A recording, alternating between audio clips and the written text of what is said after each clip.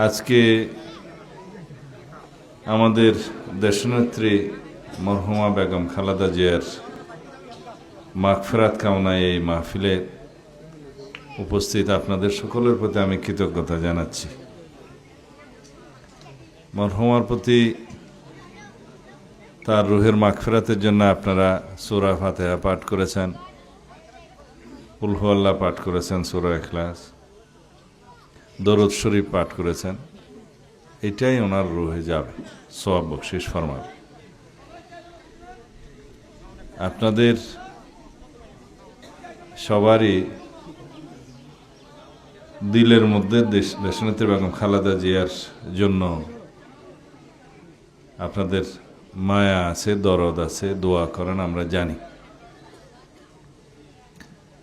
দেশনেত্রী বেগম খালেদা জিয়া আজকে আমাদের মাঝে জীবিত নেই, কিন্তু একথা সত্য, তার মৃত্যুর পরে এদেশের সকল মানুষের অন্তরে, সারা বিশ্বের সকল গণতান্ত্রিক কামী মানুষের অন্তরে তিনি স্থান পেয়েছেন। তিনি সকলের অন্তরের দোয়া পেয়েছেন। এদেশের নির্যাতিত, নিপীড়িত সকল মানুষের দোয়া তিনি পেয়েছেন। সারা বিশ্বের মধ্যে এ পর্যন্ত ইতিহাসের সর্ববৃহৎ জানাজা তার নসিব হয়েছে, আলহামদুলিল্লাহ। এতেই প্রমাণ করে তিনি এদেশের মানুষের কত বেশি প্রিয় ছিলেন, এদেশের মানুষ কত বেশি তার উপর আস্থা রাখতেন, ভরসা রাখতেন। তিনি তার সারা জীবন গণতন্ত্রের জন্য সংগ্রাম করেছেন, মানুষের অধিকার প্রতিষ্ঠার জন্য সংগ্রাম করেছেন, আন্দোলন করেছেন, ত্যাগ স্বীকার করেছেন। তার সন্তান হারিয়েছেন, স্বামী হারিয়েছেন, সব কিছু হারিয়েছেন, কিন্তু পেয়েছেন এই দেশের মানুষের ভালোবাসা, আস্থা অর্জন করেছেন। এই দেশের মানুষের গণতান্ত্রিক অধিকার আদায় করেছেন, এদেশের মানুষের ভোটের অধিকার, এদেশের মানুষের স্বাধীনভাবে সার্বভৌমত্ব বজায় রেখে এই বাংলাদেশের ভূখণ্ডকে সারা পৃথিবীর সামনে মর্যাদাকর অবস্থানে নিয়ে যাওয়ার তার যে আকাঙ্ক্ষা, সেটা পূর্ণ করেছেন। আমরা সবাই যতদিন বেঁচে থাকব, ইনশাআল্লাহ তার এই ত্যাগকে স্বীকার করব, মূল্যায়ন করব। এদেশে যতদিন এদেশের মাটি, মানুষ থাকবে, এদেশের অস্তিত্ব থাকবে, ততদিন দেশনেত্রী বেগম খালেদা জিয়ার অবদান এবং তার এই যে সংগ্রামের ইতিহাস মানুষ মনে রাখবে।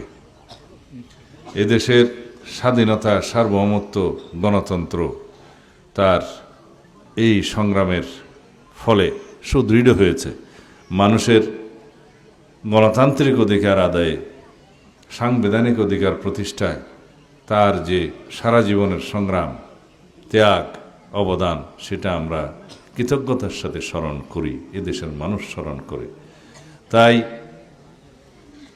তার এই শোককে আমরা শক্তিতে পরিণত করি, এবং সেই শক্তি শুধু সংকীর্ণ নির্বাচনের কাজে ব্যবহার করব না। আমরা তার এই শোককে শক্তিতে পরিণত করে এই বাংলাদেশকে, এই জাতিকে বিনির্মাণের কাজে আমরা প্রয়োগ করব, ব্যবহার করব, যাতে এই জাতি জানুক এই জাতি গণতান্ত্রিক অধিকারের জন্য ত্যাগ স্বীকার করতে জানে।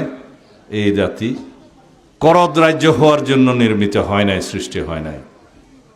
শহীদ রাষ্ট্রপতি জিয়াউর রহমান এই দেশের স্বাধীনতার ঘোষণা করেছিলেন, স্বাধীনতার জন্য যুদ্ধ করেছেন, এদেশের স্বাধীনতা অর্জন করেছেন। লক্ষ প্রাণের বিনিময়ে এদেশের স্বাধীনতা অর্জিত হয়েছে। সেই স্বাধীনতা যখন হুমকির মুখে পড়েছিল, এই শহীদ রাষ্ট্রপতি জিয়াউর রহমান আবার এদেশের সিপাহী জনতার অভ্যুত্থানের মধ্য দিয়ে এই দেশের স্বাধীনতাকে রক্ষা করেছে, গণতন্ত্রকে রক্ষা করেছে। আওয়ামী লীগ বাকশাল সৃষ্টির মধ্য দিয়ে এদেশে একদলীয় শাসন ব্যবস্থা যে প্রতিষ্ঠা করেছিল, সেই বাকশালকে তিনি বিলুপ্ত করেছেন। বহুদলীয় রাজনীতির গণতান্ত্রিক চর্চা শুরু করেছেন সাংবিধানিকভাবে। এদেশের শতকরা 92% মানুষের